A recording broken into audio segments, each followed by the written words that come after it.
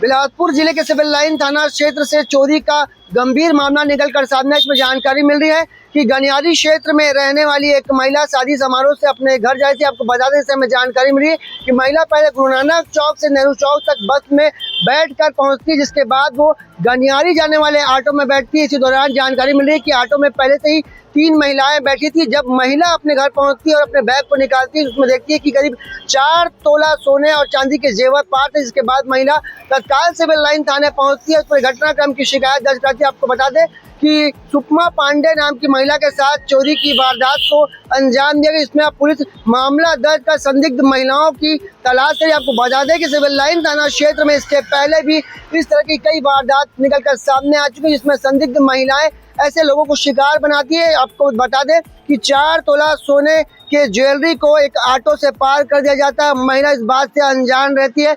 इस घटना की जानकारी महिला को तब लगती है जब वो ऑटो से उतरकर अपने घर पहुंचती है और अलमारी खोलकर जब वो ज्वेलरी को रखने का प्रयास करती है, देखती है कि ज्वेलरी का डब्बा ही गायब है। बहरहाल पूरे मामले में पुलिस अब संदिग्ध महिलाओं की तलाश करी। ये जानते हैं पूरे मामले में एडिशनल एसपी पंकज पटेल का क्या कुछ कहना है। सिविल लाइन थाना क्षेत्र का मामला है, जिसमें महिला जो है बस से उतरी थी और ऑटो में अपने घर जा रही थी।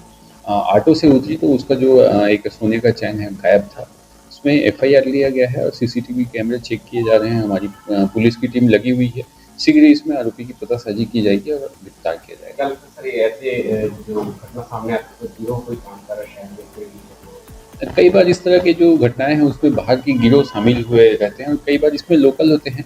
तो जांच कर रहे हैं। जांच के बाद जैसे आरोपी पकड़ाएगा तो हम इसके बारे में और क्लियर आपको बता पाएंगे।